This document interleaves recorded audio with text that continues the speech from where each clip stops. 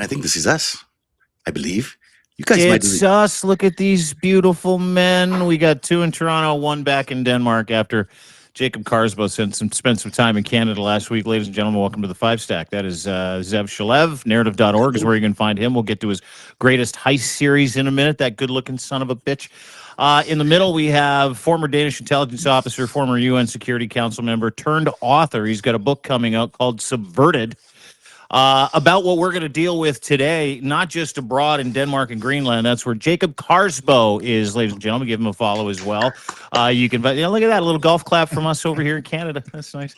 And we're going to talk about Greenland, Denmark, and a big statement today by the Danish and Greenlandic, if that's what you can call them, the Greenland Prime Minister. So as rhetoric continues, big meeting tomorrow, and we have major breaking news to get to, all 5 stories today. But just off the top, we need to get to the top story. Zev, we have breaking news coming out of Minnesota. Is that correct, Jacob? That is correct. You know something about domestic terrorism, so you're going to come in handy today. Go ahead, Zev. Yeah, this story just keeps getting bigger. First, there was the Civil Rights Division in Washington. Now the U.S. Attorney's Office in Minnesota.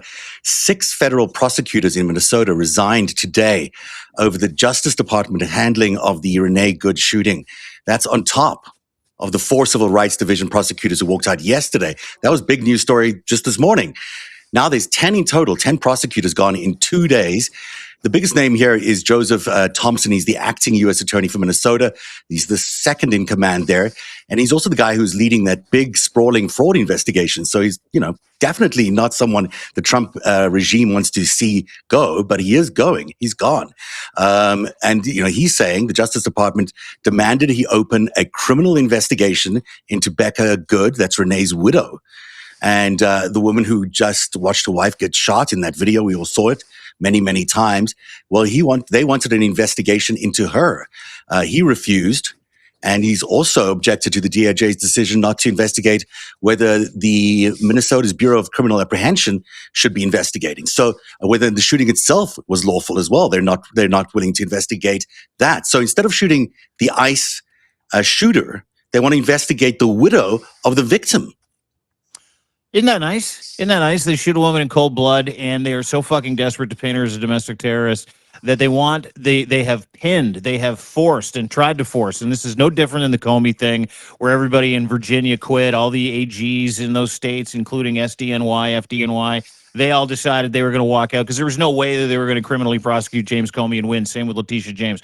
Donald Trump is at it again, friends. He is trying to use lawfare to create a sim that is dangerous.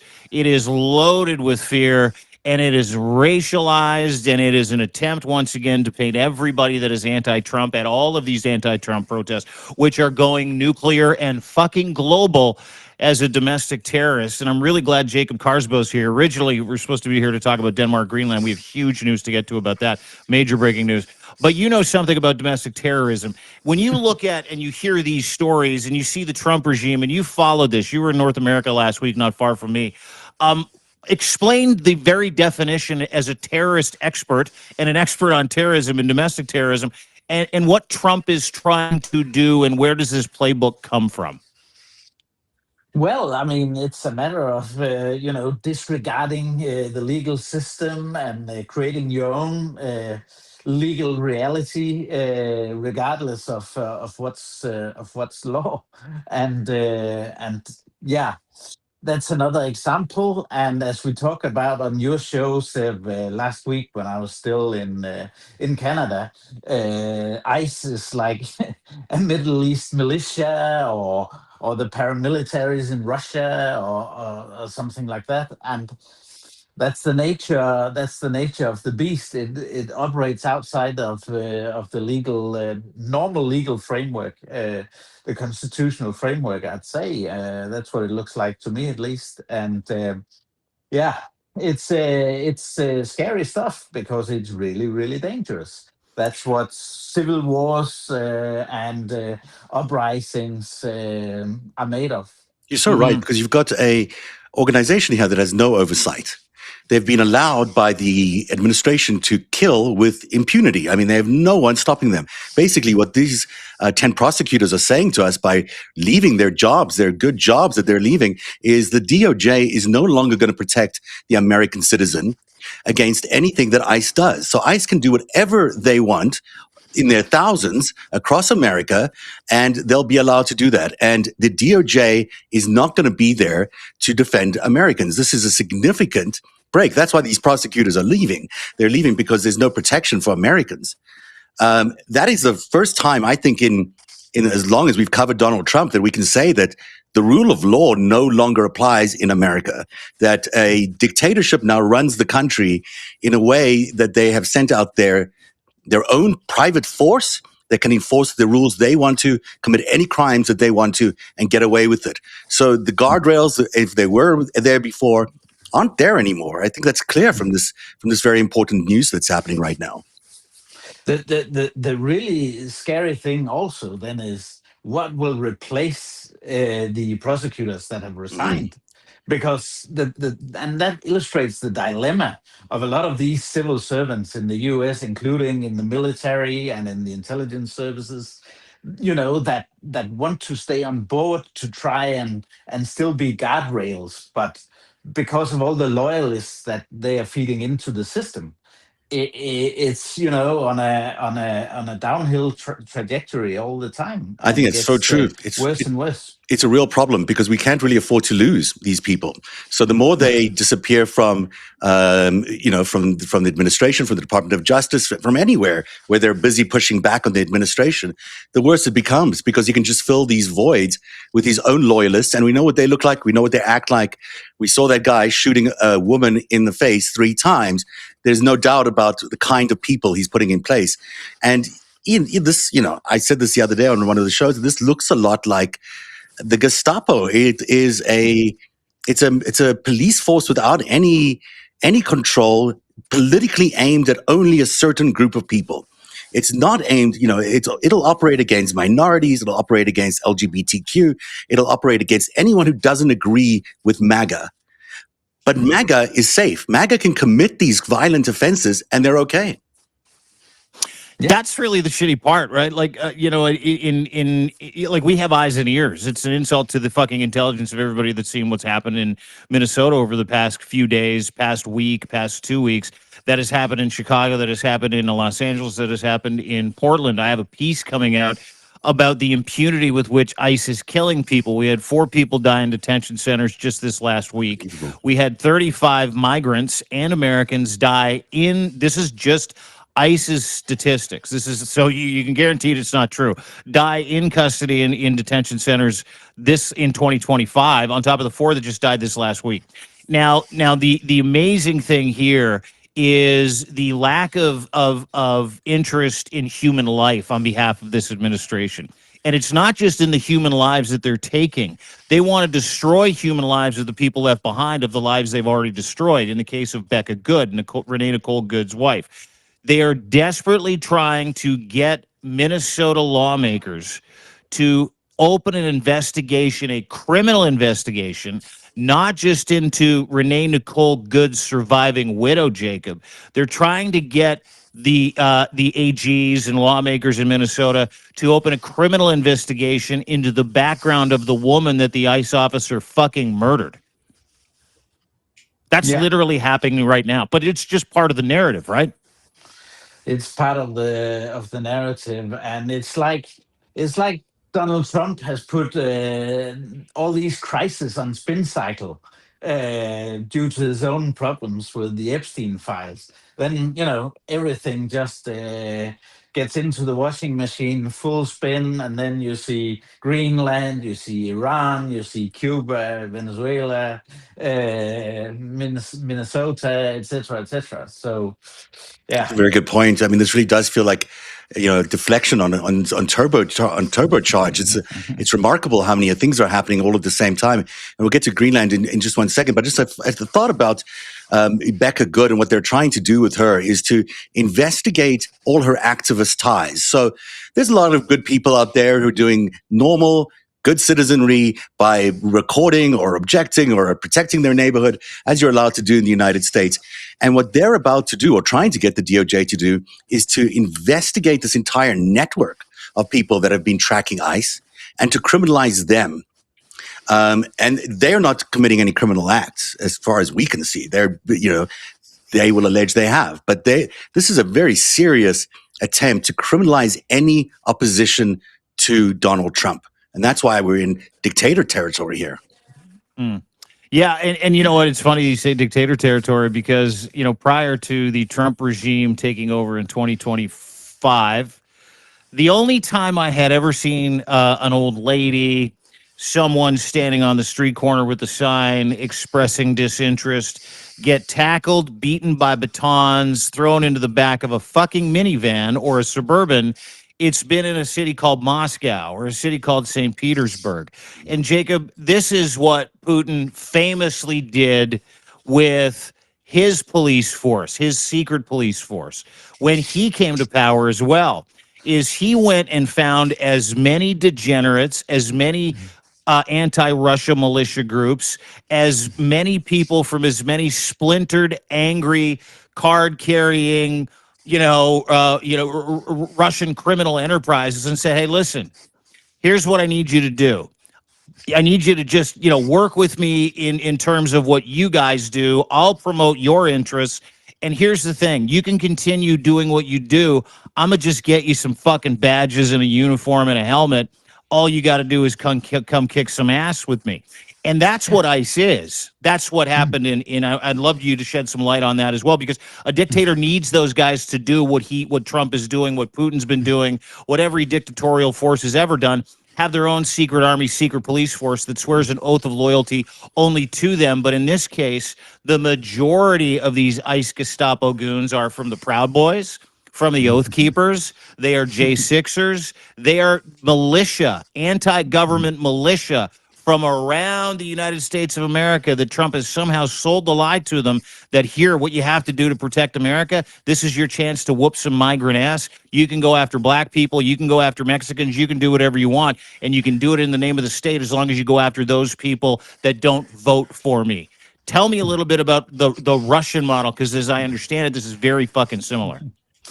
Yeah, it is. It is. You may recall back in the early 2000s, we had the so-called color revolutions. We had the Orange Revolution in Ukraine. We had the Rose Revolution in Georgia, and other movements. And there were big demonstrations in Moscow and Russia as well. And that is really Putin's big threat, and that's how he started this whole system to quell any opposition, and really to get that whole quasi totalitarian state going again.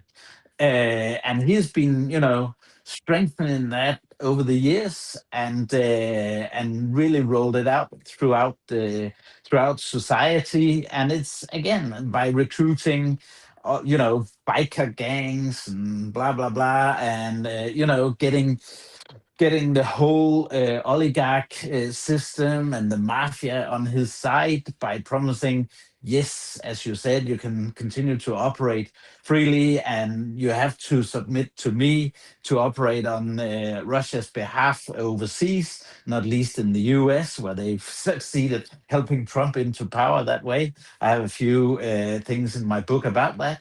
And Yeah.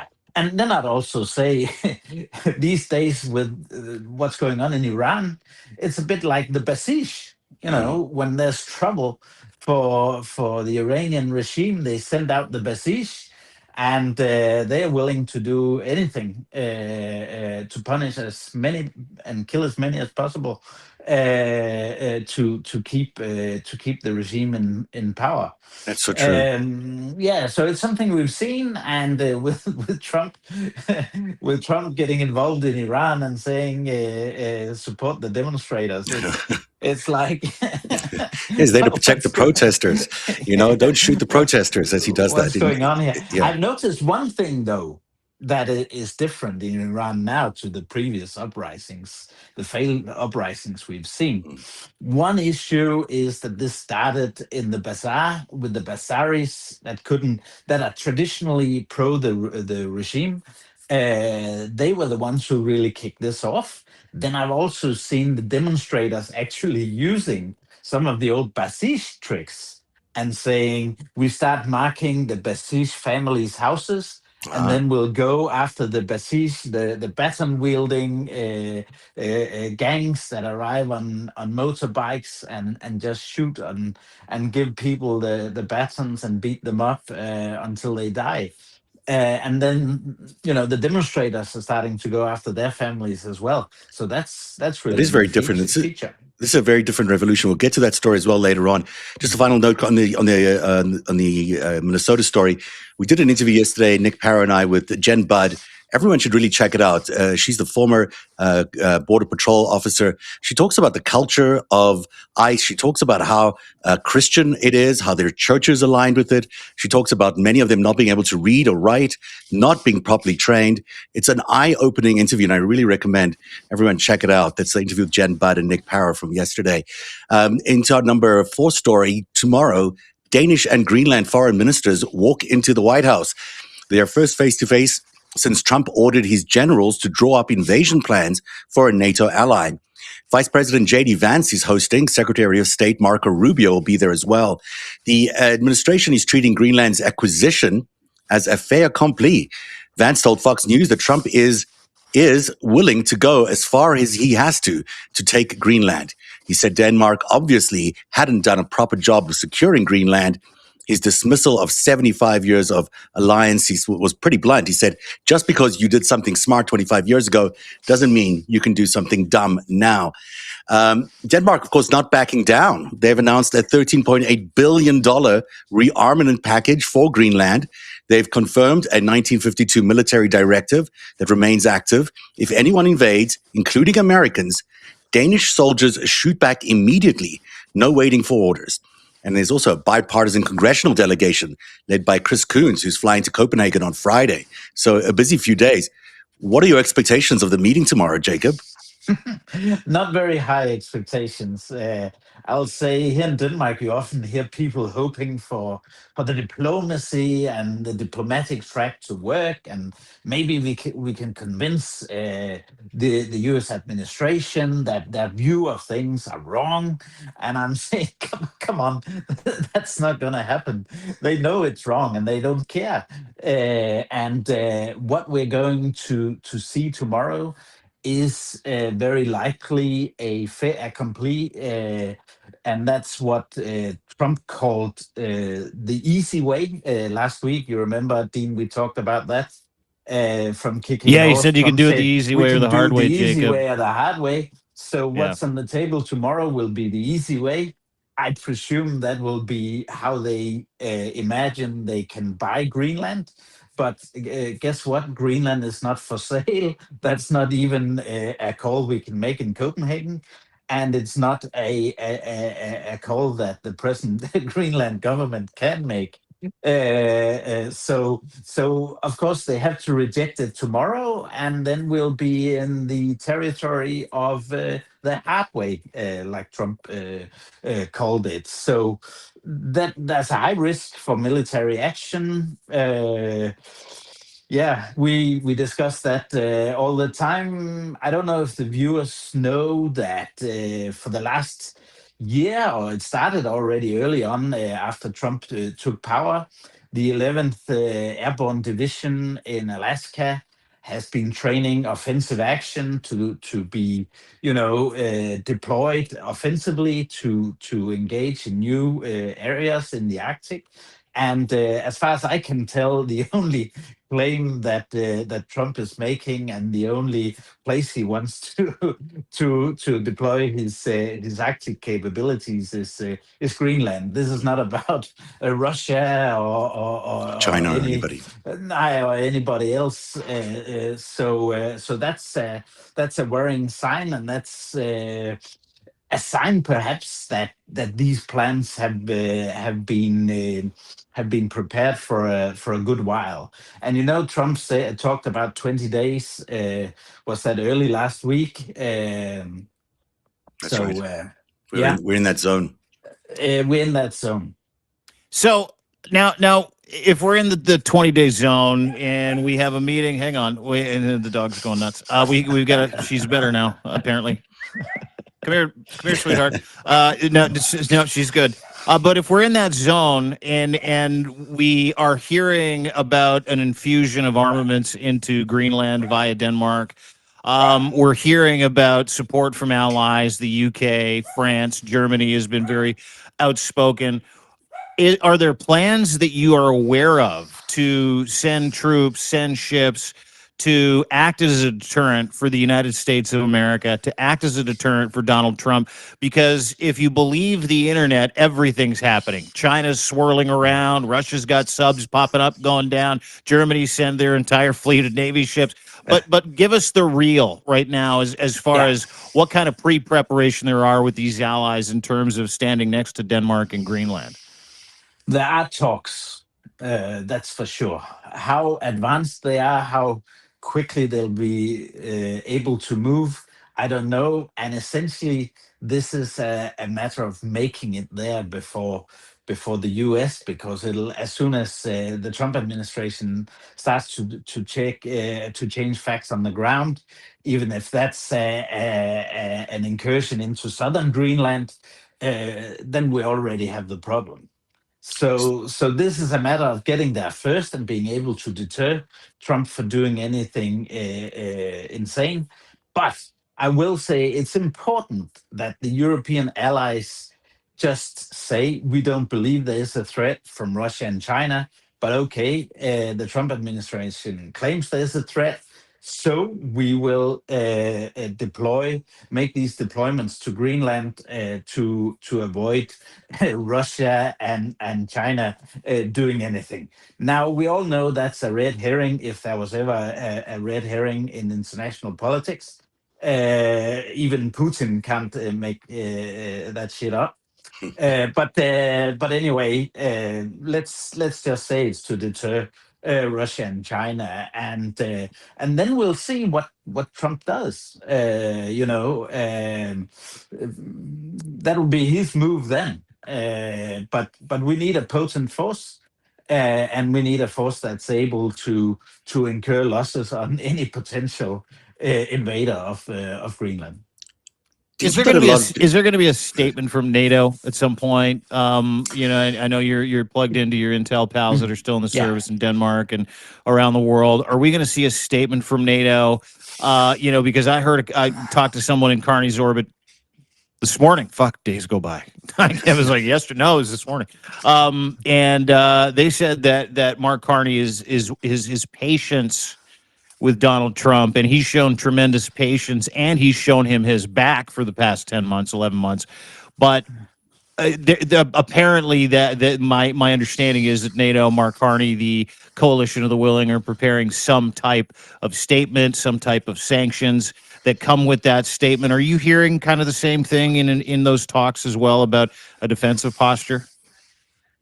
I think to go via the established NATO route with Article 4, etc., will probably be the last thing that Denmark and the coalition of the willing will do, and that is the Nordic countries, the big European countries, France, UK, Germany, and our main transatlantic ally, Canada.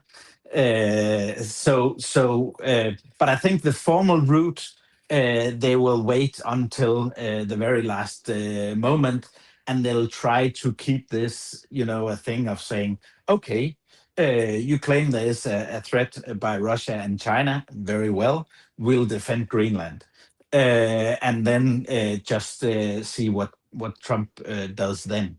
So I think NATO procedures is not what I envisage. I hope for a rapid deployment, but Uh, yeah, I'm afraid we're moving too fast, but I can't say I hope for the opposite. Dean, you've been reporting that the military is not supportive of Trump. No. That they may not conduct these operations in Greenland because they don't want to go up against the NATO allies. And in fact, just that very action of invading Greenland is going to be, in conflict with the NATO ally. It's in conflict with NATO's Arctic policy. What are you hearing in there? Well, it's kind of interesting because we have I guess it's a series of conversations that are going on, in regards to Trump's intentions, and when it comes to his intentions, it's impossible to figure out, right? Like nobody can understand where the guy's coming from. Nobody understands what he's going to say next. One day it's 20 days, like literally the next breath, one breath it's 20 days, the next days it's 2 months. It's hard to say, Zev. It really is. I think that we have an opportunity in front of us. If I'm looking at it through my Canadian hopeful lens, and us Canadians, if nothing, we're hopeful. It's my goal. Well, all we can have is our hope. at least I am. Some Yeah. people say we're really pragmatic and cold. I'm pragmatic, cold, and very, very hopeful, is what I am. But it's anybody's guess. He went to war against his own people, going to war against a country of 50,000 people. 57,000 people, largely spread out amount of massive landmass. If Trump has proved anything to us today, he's proved to us that he doesn't give a fuck about human life, right? He doesn't care about anybody other than himself and his empirical dreams. So I don't know. That's a great question. I will say that it's beyond doubt that within the armed forces there's a lot of opposition. But the big question for me is, will the Senate step up? Because Trump violates the NATO treaty every time he opens his mouth these days.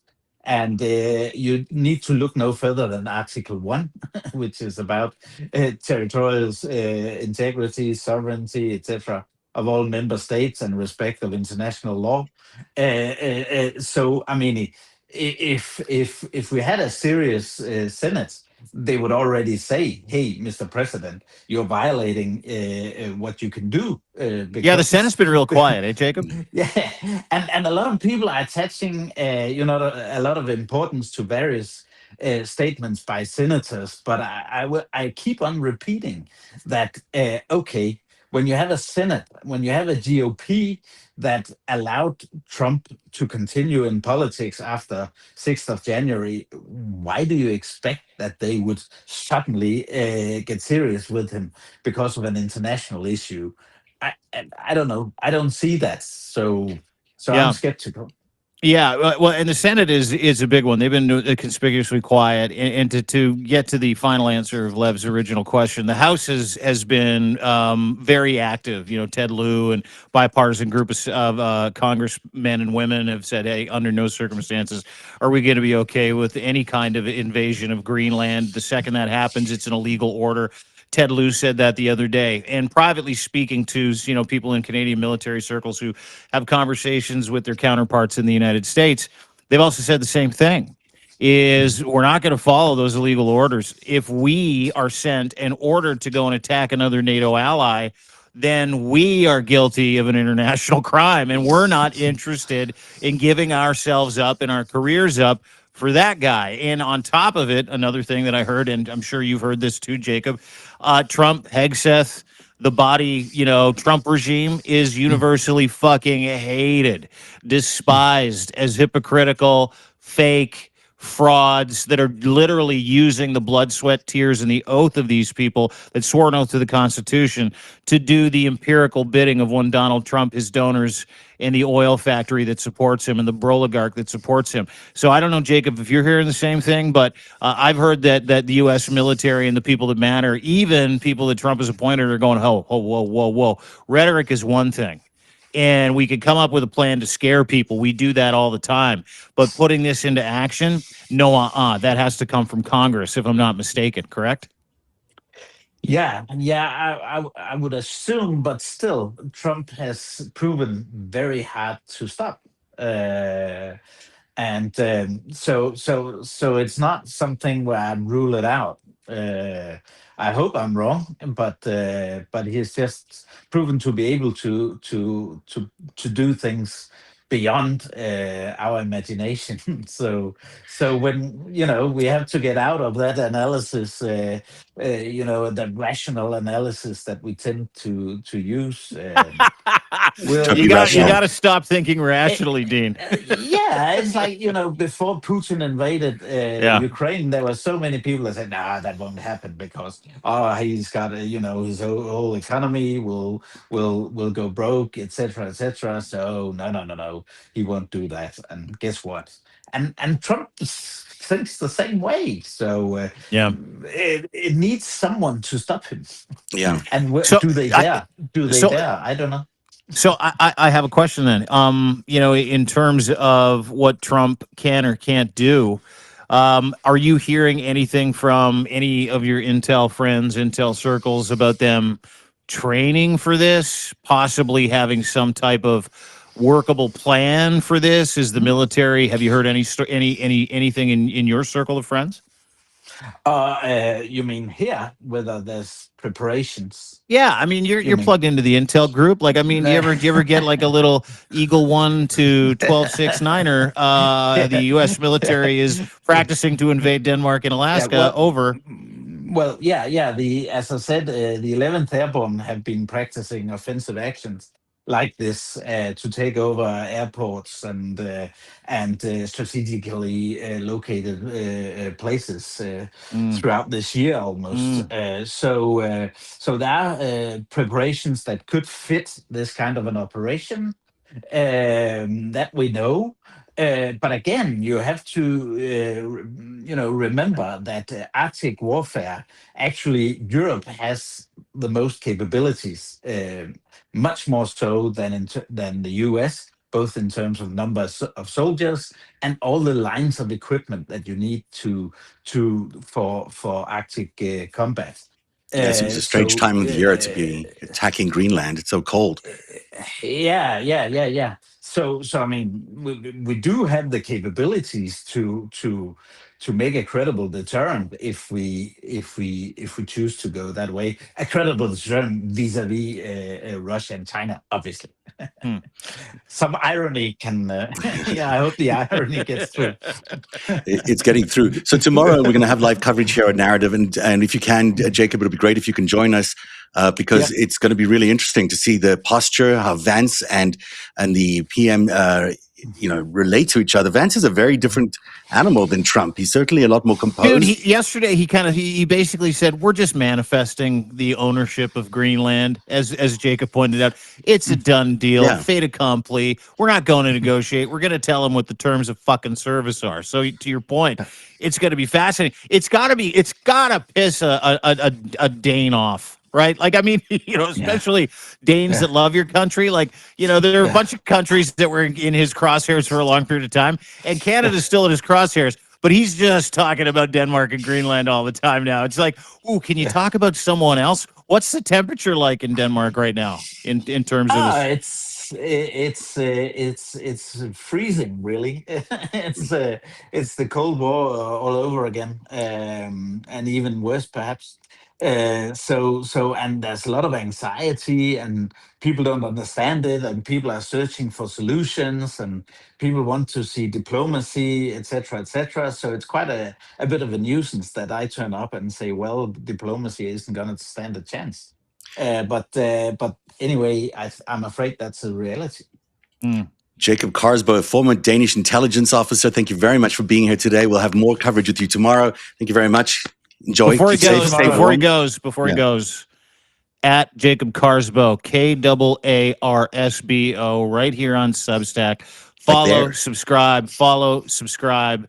That man does God's work if there was a God. Thanks for doing this, dude. Appreciate it. And I'm still missing kicking horse. Yeah, well, we miss you in Canada. I said this the other day. I'm like, two of the world's top spies are in Canada last week. Coincidence? You and Nance. Raises eyebrows. That's cool. That was great seeing you on the ski hills last week. It was very, very spy-like, very Bond-like. I forgot my hat there. you should bring it back with you. Jacob Kaarsbo, thanks for being here on the FiveStack. We'll see you again tomorrow. Just have a great night. See you, buddy. You too. And here we are. All right. Oops. There we go. Dean. Yeah. Hi. I haven't had proper time to say hello today. Nice to see you. We missed you yesterday. I know. We had a bit of a thing with the Pooch. Pooch is great at my feet right now. I had to bail after I finished with Lev and the Krasenstein brother, known as Brian, and Malcolm Nance, covering for sure one of the things we talked about today, which is the horrificness in Minnesota. But really nice to be back today, and I would encourage everybody to go watch that. I don't know if you saw it. I caught up on your Banner and Backbone with Pero and Jen Budd just today. You and I didn't do something together yesterday. We went out and did other things with other people yesterday afternoon. That was incredibly compelling. Really encourage everybody to go and watch that over at narrative.org. And Banner and Backbone, Nick Pero has it. Jen Budd does as well, former border security officer. But we got a chance yesterday to kind of take the cover off of ICE, who ICE is, what they're all about, how they recruit, et cetera, and some of the the horrific things that Trump is doing in the name of white power to the people of Minneapolis. And I just want to bring this up. Trump put out a tweet today, and it really follows up on the heels of what Lev put out yesterday. Lev Parnas, everybody Lev remembers, go and give him a follow. He's awesome. About, conversations inside Trump circles about the murder of Renee Nicole Good and how it wasn't supposed to be a white American mom. They wanted to murder a Somali. They wanted a visual of a Somali attacking, ICE agents, DHS agents. They wanted pictures of black people, videos of black people in the Minnesota community so they could juxtapose that with the literal fucking fire hose of German propaganda from the 40s they've recycled into these DHS memes now, doing ICE recruitment, one country, one heritage, one culture. That's literally on the DHS's website today. That's literally a ripoff from 1934 and Hitler's Germany. It's truly fucking remarkable. And talking to a guy like Malcolm Nance, a black man spy is the name of his Twitter account, who served his country for fucking 40 years, who was shot other people, put himself in harm's way for a long period of time, say to us yesterday that Trump's entire goal was to kill a black person. And because he didn't, they're having a harder time, and Lev has this on great authority from the White House and Trump circles. They're having a very fucking difficult time running the narrative they want to run because ICE shot the wrong person. They wanted a Somali, they wanted a Mexican, they wanted a black person, they wanted a brown person, and they needed that visual to convince the American people that the murderous regime of Proud Boys, Oath Keepers, J6 degenerates, fucking mall cops, Meal Team 6 that never made it in law enforcement that Trump has brought over, a bunch of fat fucks with bazookas and hillbillies but just a bunch of fucking, cousin fuckers. Sorry, they are. And he wanted that visual to convince the rest of us that, hey, listen, not every life is valued the same. And these people that we went in to clean up, and these people that we went in to ethnically cleanse, to prove a point and create fear around America, they didn't give us what we wanted. And watching Malcolm in tears talk about this yesterday, I need everybody to go watch it. Everybody. It's at deanblundell.narrative.com.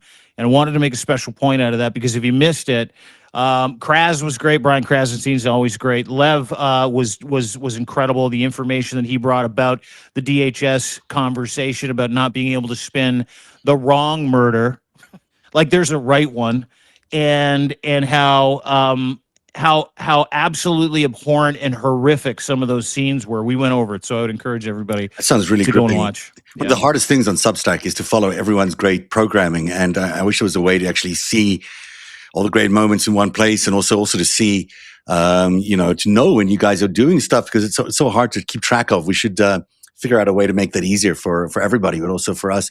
Oh, like put them all on one platform? Yeah, or something that's good. That's an idea, or just some sort of alert system. I don't know. It's hard to always keep track.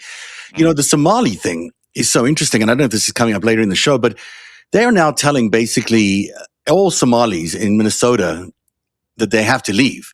Yep. They've retracted their temporary protected status, which they've had for many, many years, and they're out. You shared this I guess it's a tweet or maybe a truth from Homeland Security showing Donald Trump with "I am the captain now." Yeah. I mean, and underneath it says DHS and USCIS is ending temporary protected status for Somalia. That means that everybody has to leave. Somalians who currently enjoy life in Minnesota are being forced to leave, I think by March 17th. That's the ruling. That's 2,471 Somali nationals currently in the United States, and another 1,383 with pending applications. This is either designed to punish Minneapolis and punish Minnesota for daring to confront Trump, or it's just their ethnic cleansing, as you point out, and maybe both. Because this is what this ICE is doing. And Jen Budd was so clear about this anti-Semitic, radicals that are being absolved of any of their actions by priests in churches along the southern border who've been told they're doing God's work, who are ill-equipped and unprepared for the jobs they're doing. And now they're about to start ethnically cleansing population groups out of states. Yep. It's ethnic cleansing. Mm-hmm. It's all it is. I mean, minus, the murder. And they're not going to murder those people on camera. They'll murder a white woman on camera. I mean, oops. But those people get murdered behind closed doors or sent to CCOT. And to your point, the effort to paint Somalis as the problem, and all of them need to go and self-deport, and ending temporary protections for Somalis that are here legally, does one thing and one thing only. It shows the American people, specifically MAGA, that Trump's serious about this ethnic cleansing. It shows everybody else, which is the vast majority of Americans, who Trump really is, which is just a fucking dictatorial racist. He is a white supremacist. And his entire goal is to get rid of the Somali community because he hates Ilhan Omar. He hates black people. He has said it time and time and time and time and time again, and you can fucking believe him. You can believe he might not outwardly say it. I hate black people, but what the fuck do you think these orders are for? To go after a specific subset, community, and demographic and culture in white America, the heartland of Minnesota, to paint these people as animals and criminals. Now, here's the catch. 95%, Krasenstein had this stat yesterday on the show, 95% of Somalis living in Minnesota, 95% are American. 95%. So he has sent now 4,000 ICE goons into Minnesota, attacked Mexican 17-year-olds working at Target, killed a white woman, and haven't seen a Somali in sight. Haven't seen one arrested, haven't seen one example of it. And what this is an attempt to draw them out. It's an attempt to, now we want to really anger the Somali community. Because now we need a visual to blunt the effect, and we need to be able to prove to the people that we told, that we lied and gaslit the memory and the death of Renee Nicole Good, say her name, and we need that as a justification, and we have to flip the script. And if we don't, we're in big fucking trouble. So I'm looking for the Truth Social tweet because it might be one of the most disgusting things he's tweeted. And listen, this guy's, and keep in mind, all of this is to hide the Epstein files. He's doing all this shit. I am the captain now. That's from that Tom Hanks movie where Somali pirates, Captain, what's the name of the show? Captain something. Captain. Don't know it. Captain something. I can't remember. Captain something. Anyway, it doesn't matter.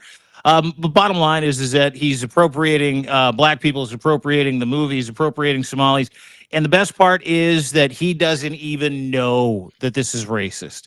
He likes this. He thinks that there's a piece of America that this will resonate with, where he can utter a line from a movie where a Somali pirate told Tom Hanks in a movie that, I think it's Captain Phillips, if I'm not mistaken, told Tom Hanks in a movie that he's the captain now. And this is in response to a tweet saying they're going to come way harder after the Somali community. Yeah, they're going to go door to door. I mean, that's what basically they're saying. If you don't leave the country by March 17th, they're going to go door to door and kick people out. I mean, this is a very, very different level. And of course, there is a political edge to it too. You know, Minnesota for a long time is a Democrat state. You know, they don't like that. Republicans don't like it, and they want to see their odds improve. Ethnic cleansing also has a political bent to it, also has a political effect. If they get rid of all these people who might be politically active or otherwise, they might, in fact, shift some of the political profile of Minnesota, although it seems unlikely considering their actions this week. But that might be their thinking originally in trying to do all of this. Yeah, I don't disagree. Listen, you know, there is nothing he wants more. There is nothing this regime wants more than a visual excuse to declare martial law across the United States. There's nothing these guys want more than a visual excuse to continue the ethnic cleansing. In fact, to ramp it up. You know, 4,000 ICE officers in one state. They've hired a maximum of 12,000 ICE officers. That's a quarter. That's a quarter. Yeah. No, that's a third, if I'm not mistaken, right? Yeah. 4,000, that's a third. Yeah. That's a third. A third of the entire ICE Gestapo is currently trying to provoke some type of response, a violent response, from a very healthy, vibrant Somali American community in Minnesota. And the entire reason is because, again, they need to have a video of a black person of color who doesn't look white, Aryan, or American attacking a law enforcement officer. And that is why they go door to door. That is why they attack people. That is why they stop people. That is why they frisk people. That is why they set up checkpoints all across Minneapolis and Minnesota this weekend. Checkpoints like in fucking World War II, in Nazi-occupied countries. And they stop cars and they bang on windows and they say, "Papers, please." Where the fuck did that start? I'll tell you where it started. Germany. Well, it's happened in South Africa. That's exactly what South Africa was based on during apartheid. Look, this is a really serious situation we're in. And if the National Guard as well, the Minnesota National Guard are called in to Minnesota to protect Minnesotans against ICE, we're facing what could look like a civil war, honestly, with these two forces squaring off against each other. Anything can happen in the next few days. The number 3 story on the countdown is all about the Supreme Court today, which is hearing a very important trans case. The Supreme Court is hearing arguments on whether states can ban transgender girls from sports at schools. Idaho and West Virginia submitted the cases originally. 27 states have similar bans waiting on this ruling. Justice Sonia Sotomayor came out swinging today. She told the Trump administration's lawyers, "You're asking the court to adopt views expressed by dissenting judges. We've been doing a lot of that lately." And this is direct reference to how this court has elevated minority legal opinions in a lot of rulings, from abortion to affirmative action. And so now we're getting to trans rights. This has been on the agenda of the right for a long time. There's not a lot of trans athletes in school sports. And this case really revolves around just one person, Becky Pepper Jackson. She's 15. She's the only openly transgender athlete in the entire state. You know, she does shot put and cross country. For all that, this has become a Supreme Court argument now, a Supreme Court case. And the state legislature has passed a law specifically to remove her from competition. Yeah, again, same thing. Donald Trump's a sim. You know, this is over one trans athlete. And I'm not going to entertain a conversation today about whether or not boys and girls should be able to cross over into each other's sports, because I have to be honest, it happens almost never. And when it does, I still don't give a fuck. I still don't give a shit if there's a transitioning boy or girl, or if there is a transgendered man or woman who wants to compete in the other category. And I'll tell you why. Because it doesn't fucking matter. It's not a wave of men entering women's sports, boxing, beating the shit out of women, weightlifting, lifting 5 times as much as they can. In the Olympics, female sports are protected categories, male categories are wide fucking open. It's just a thing. Yeah. And I like that. I think that's great. But I'm also of the opinion that we should have an Olympic Games and mix up the whole bag and let everybody do whatever they want. And then we get, a nice beta test where you can say, well, this is what happens. So, but that's not the point here. Yeah, it's That's not not really. the point for Donald Trump. These are just talking points in a conversation about something that doesn't fucking matter.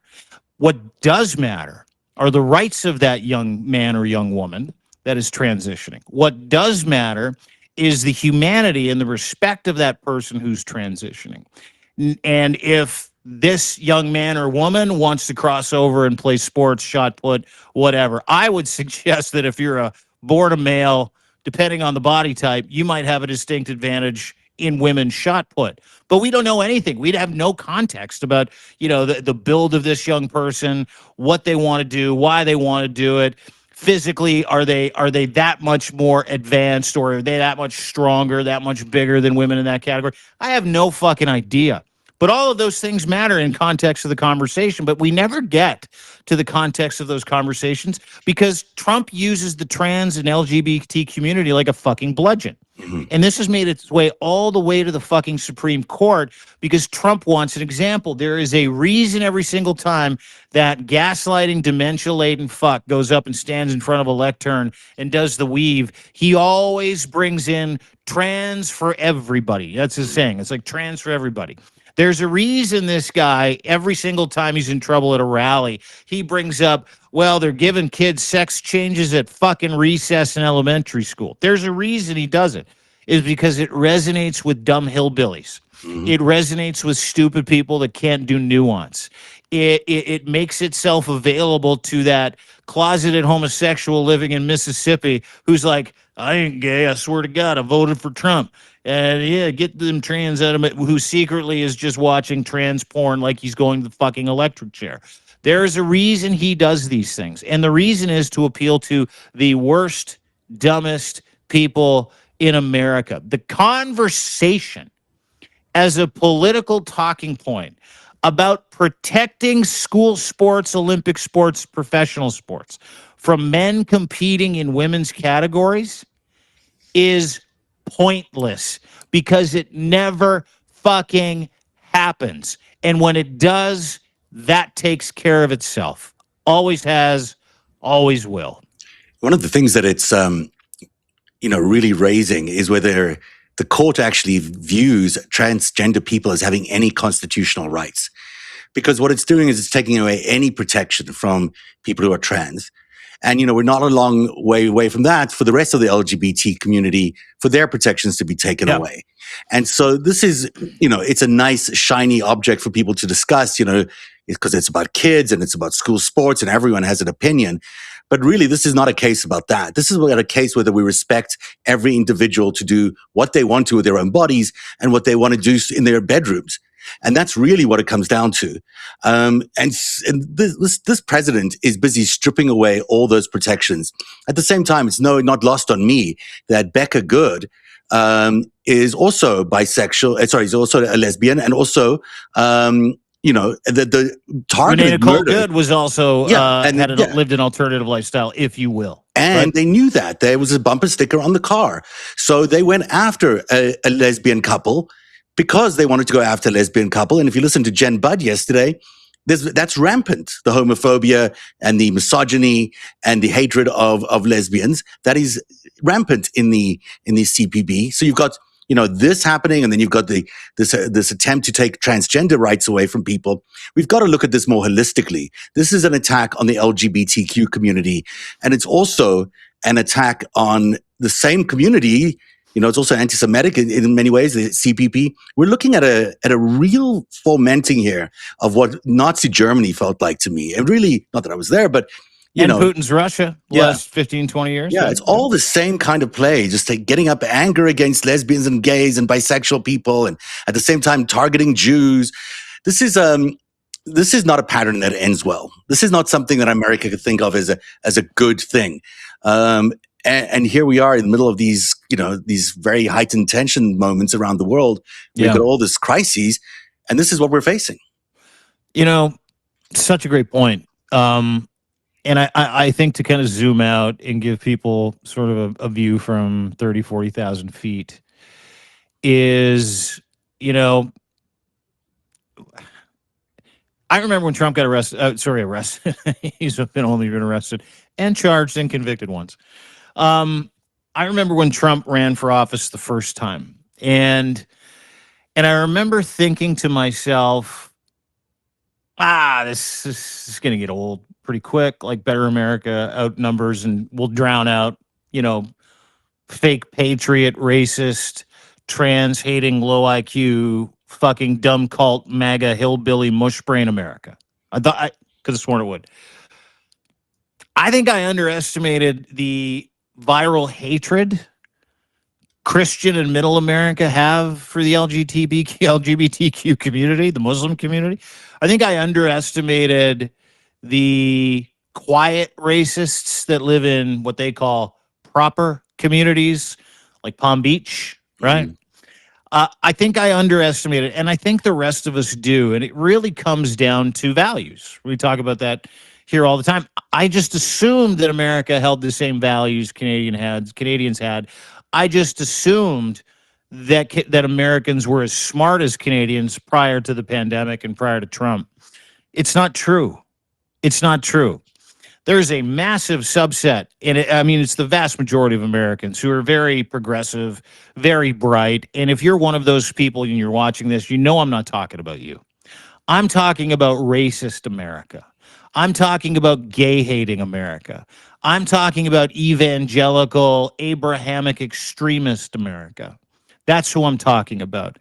I think we really, all of us, underestimated how powerful those groups were. I think we also underestimated how quiet our neighbors were that held those views.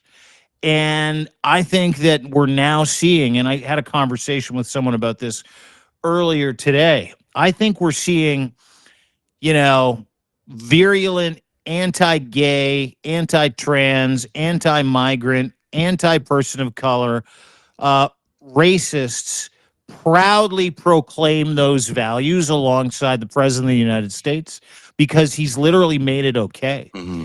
It's a permission structure because that fucker exists. That's what I think. So I think when we have these conversations, I think everybody has to stop being amazed this is happening, like America's turning on a dime. It isn't.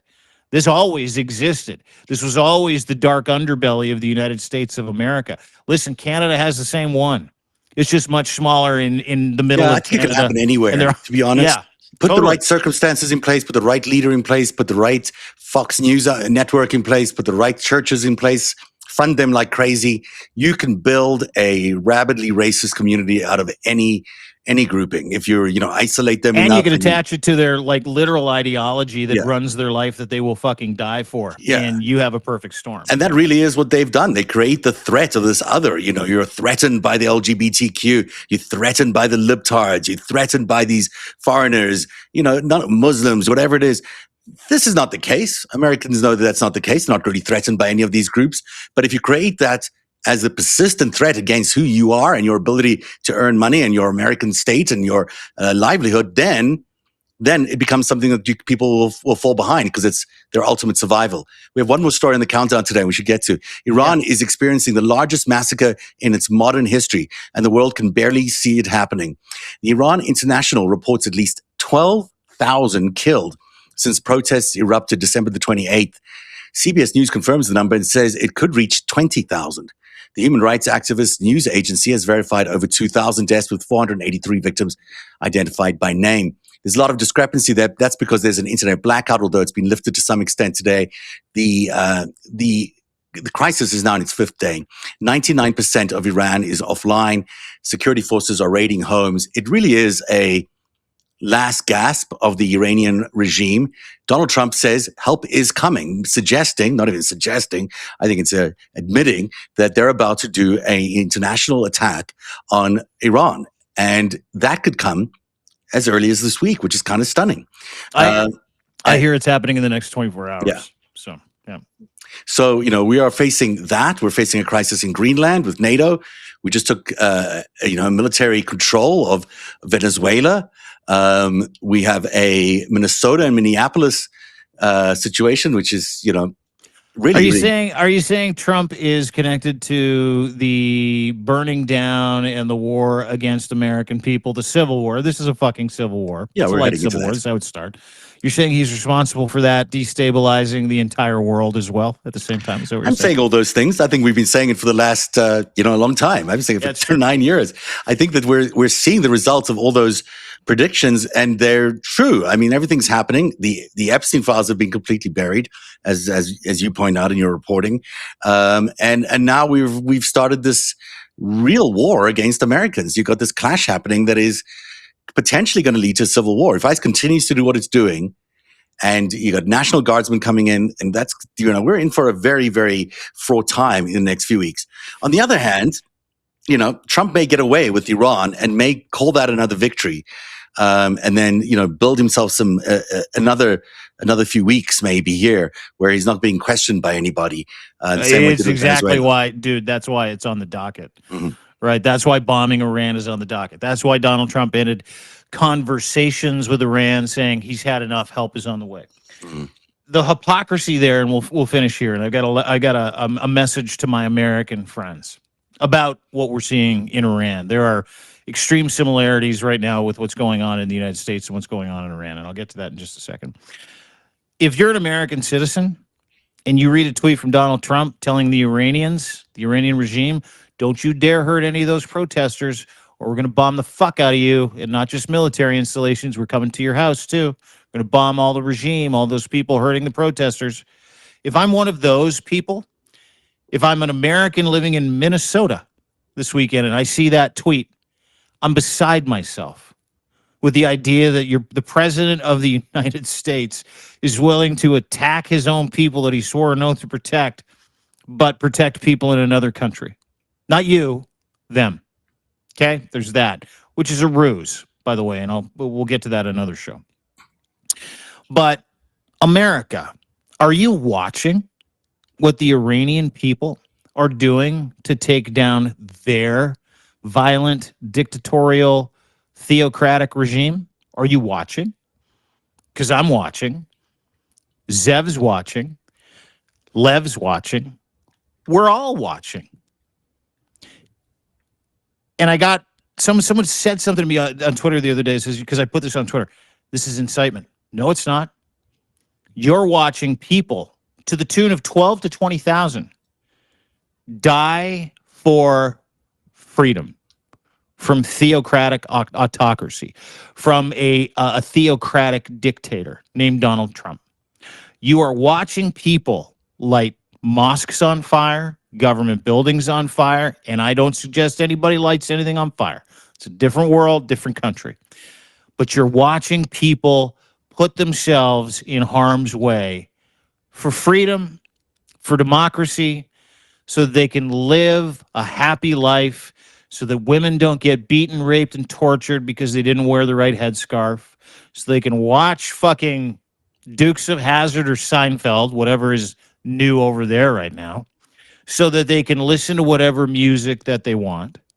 That's tyranny, and they're taking it back. I'll tell you something. Before the Shah left Iran in the 70s, Iran was the United States of America. And there was an uprising. If you remember, Canada was deeply involved in this, if you remember. Yeah. Uprising, military dictatorship comes in, they take it over. Muslim Brotherhood takes it over. And they establish a Muslim extremist theocratic dictatorship. They've murdered hundreds of thousands of their own people. What is Donald Trump doing? He's murdering his own fucking people. He's established a theocratic dictatorship.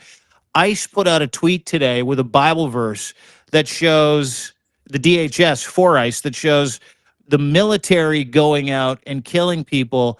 And they had a Bible verse about effectively, strength. And then in the word of God, it says, we're the people, we're going to go. This is a theocratic fucking dictatorship, like the Iranian dictatorship.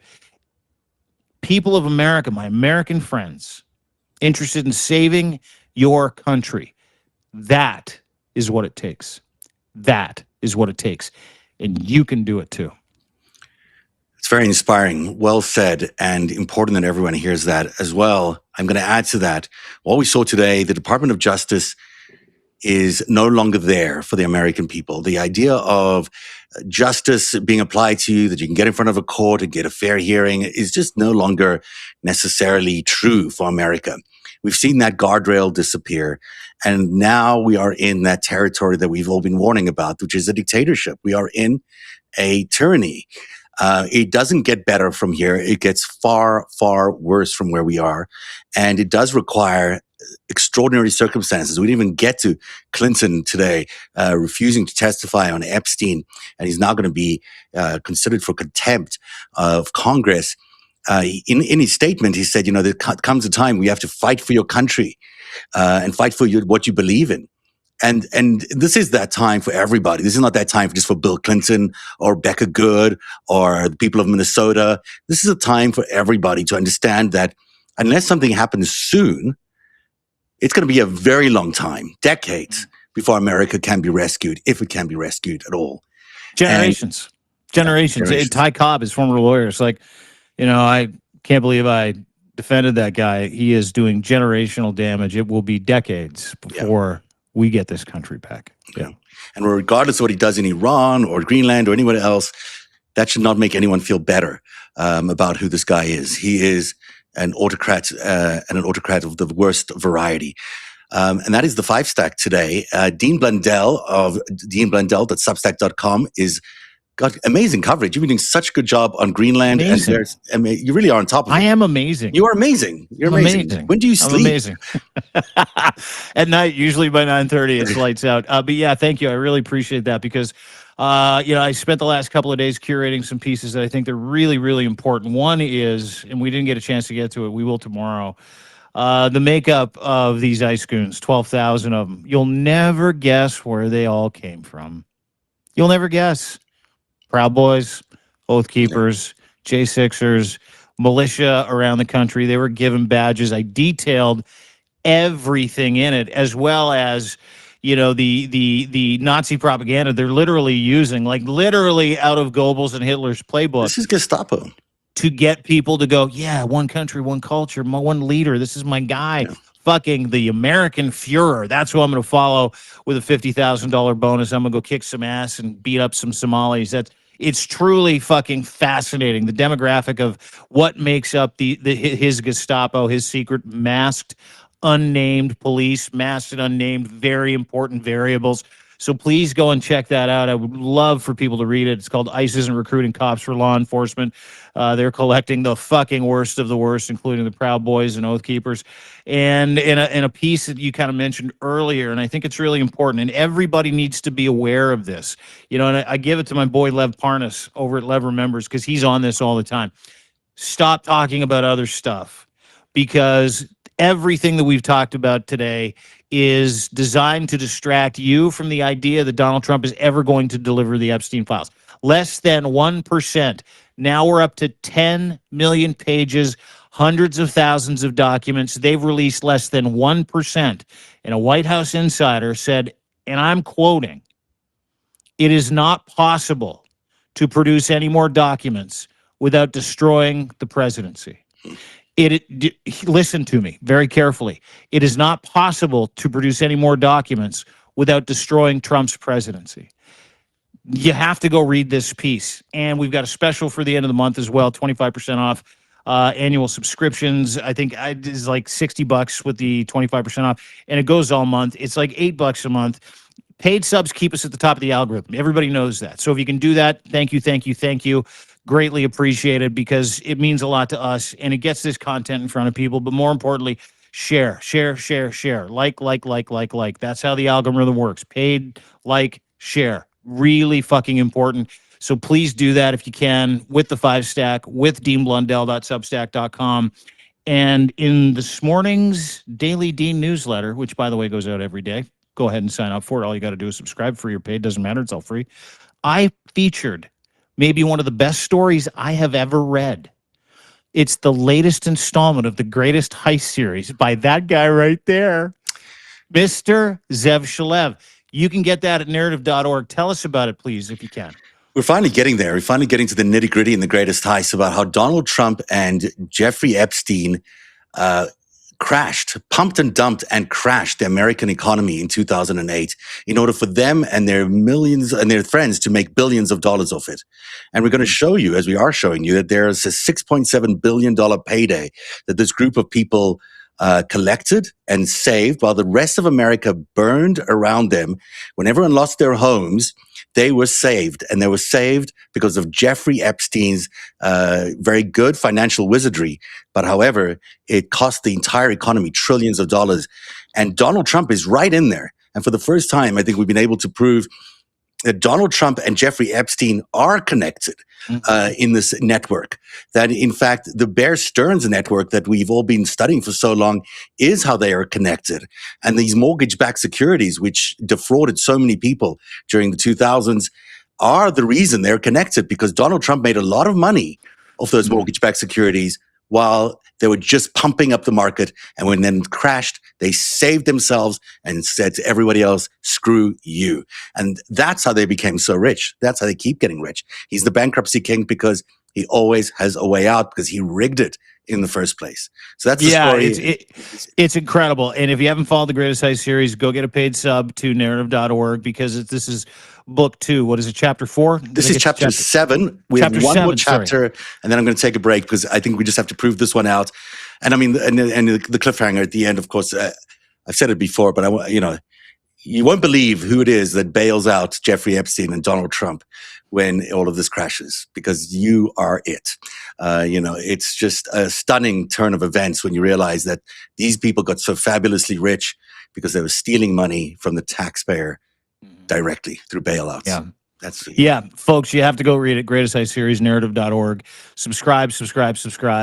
Give them a paid sub. Please do so. Same thing with myself, deanblundell.substack.com. But most importantly, share that content. Share this content. Share the FiveStack.